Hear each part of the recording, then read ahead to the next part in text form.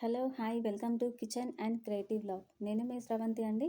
So ఈరోజు మన recipe వచ్చేసి రసం. కామన్గా రైనీ సీజన్లో వైరల్ ఫీవర్ వల్ల కానివ్వండి, లేదంటే దగ్గు జలుబు వాటి వల్ల కానివ్వండి, చాలామంది సఫర్ అవుతుంటారు. సో ఇలాంటి ఒక రెసిపీ అనేది మనం ఫుడ్లో కలిపి తీసుకోవడం వల్ల వాటి వల్ల కొంత ఉపశమనం అనేది లభిస్తుందండి. సో దానికోసమే ఈ వీడియో అనేది చేయడం జరిగింది.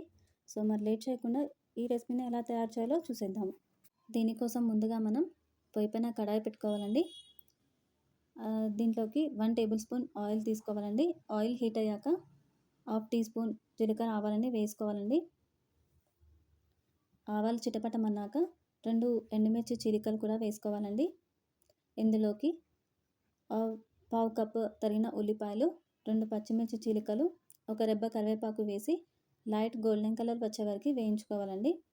ఆనియన్స్ బాగా వేగితేనే మనకి చారు అనేది టేస్టీగా ఉంటుందండి.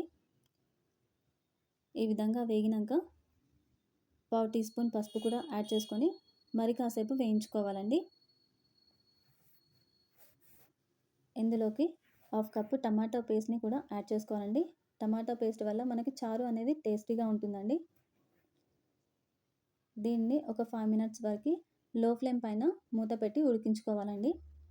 టమాటా పేస్ట్ కంప్లీట్గా ఉడికినాక మాత్రమే మనం ఇందులోకి చింతపండు రసాన్ని యాడ్ చేసుకోవాలండి. ఈ విధంగా వీడియోలో చూపిస్తున్న విధంగా ఆయిల్ అనేది పైనకి స్ప్రెడ్ అవ్వాలండి. అప్పుడు మాత్రమే మనం ఇందులోకి చింతపండు రసాన్ని యాడ్ చేయాలండి. నేను వీడియోలో ముందుగా చూపించలేదండి. ఒక నిమ్మకాయ సైజ్ అంతా చింతపండుని తీసుకొని నానబెట్టుకొని ఈ విధంగా రసం తీసుకోవాలండి. దీంట్లోకి మనం ఏ కప్ తోటి అయితే రసం తీసుకుంటామో దాంతో అదే కప్పుతోటి 2 కప్పుల వరకు నీళ్లు యాడ్ చేసుకోవాలండి. మనం వాటర్ని ఈ విధంగా 2 కప్పులు యాడ్ చేసుకోవడం వలన ఎక్కువగా పులుపు అనేది ఉండదండి. దీనికి తగినంత ఉప్పు తీసుకోవాలి. అలాగే 1 టీ స్పూన్ కారం కూడా యాడ్ చేసుకోవాలండి. దీంట్లో ఒక రెబ్బ కరివేపాకు కూడా వేసుకుంటే చాలా బాగుంటుందండి. ఇది ఎలా అంటే ఒక చింతపండుతో చేసిన పులిహోర మాదిరిగా ఉంటుందండి. పులిహోర రసం చేస్తాం కదండి. సో అదే మాదిరిగా ఉంటుంది మనకి చారు అనేది, రసం అనేది. ఇందులోకి 1 టీ స్పూన్ ధనియాల పొడి, 1/2 టీ స్పూన్ జీలకర్ర మెంతుల పొడి, అలాగే పావు టీ స్పూన్ మిరియాల పొడి వేసుకొని బాగా మరిగించుకోవాలండి. ఒక 5 మినిట్స్ వరకు మరిగించుకోవాలండి.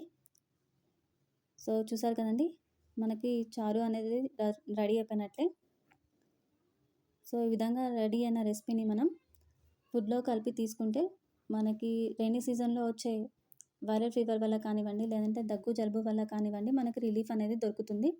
సో ఈ ప్రాసెస్లో మీకు ఏమైనా డౌట్లు ఉంటే కనుక నాకు కామెంట్ చేయండి. అలాగే మీరు కూడా ఈ రెసిపీని ట్రై చేసి చూడండి. ఈ వీడియో మీకు నచ్చినట్లయితే లైక్ చేయండి, షేర్ చేయండి అండ్ సబ్స్క్రైబ్ చేయండి. Thank you for watching.